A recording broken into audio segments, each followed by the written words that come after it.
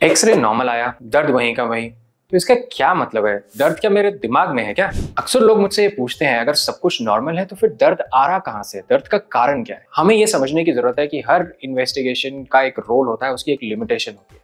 जैसे एक्सरे एक अच्छी बेसिक जांच है जो हम इस्तेमाल करते हैं हड्डियों को देखने के लिए, जोड़ों को देखने के लिए, आर्थराइटिस जैसी प्रॉब्लम को जानने के लिए, लेकिन वो हर चीज हमें नहीं दिखा सकती, इसीलिए अलग अलग जांचें बनी है, जैसे कि एमआरआई स्कैन या सीटी स्कैन।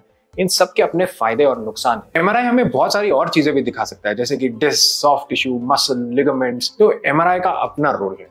ऐसे ही सीटी स्कैन भी बहुत बार इस्तेमाल किया जाता है, क्योंकि वो हमें बोन्स को और डिटेल में दिखा सकता है। सब इन्वेस्टिगेशंस के अपने फायदे और नुकसान हैं।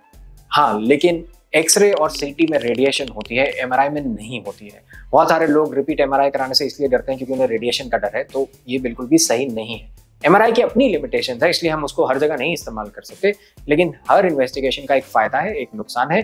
और खास बात, कोई भी इन्वेस्टिगेशन हमें ये नहीं बता सकता कि दर्द कहाँ से आ रहा है। वो ये बताता है कि नॉर्मल में ऐसा दिखता है और आप में ऐसा दिख रहा है। अब वो दर्द का कारण है या नहीं, ये कोई नहीं बता सकता। जैसे किसी के घुटने का अगर हम एक्सरे लें, उसको दर्द हो रहा हो और उसमें आर्थराइटिस हो, तो बाद में भी अगर हम एक्सरे लें और उसका दर्द ठीक हो गया हो, तो आर्थराइटिस फिर भी हमें दिखाई देगा, लेकिन वहां से जरूरी नहीं है कि दर्द आ रहा हो सकता है उस समय तक मरीज ठीक हो गया हो। तो बहुत सारी चीजें हमें दिखाई देती हैं, लेकिन दर्द का असली कारण क्या है वो हमें कभी जांच नहीं बताती है। उसके लिए हमें हिस्ट्री और इन्वेस्टिगेशन को मिला करके ये अनुमान लगाना पड़ता है कि सबसे ज्यादा चांस इस दर्द का आने का ये वाली जगह है। तो अगर आपके टेस्ट में कुछ नहीं आ रहा और आपको कंफ्यूजन हो रही है कि क्या करना है, तो जरूरी है कि आप एक स्पेशलिस्ट की मदद लें, क्योंकि वही आपको सही टेस्ट क्या है करने के लिए वो बता पाएंगे। और सही टेस्ट होगा तभी सही जवाब मिलेगा, तभी सही ट्रीटमेंट होगा।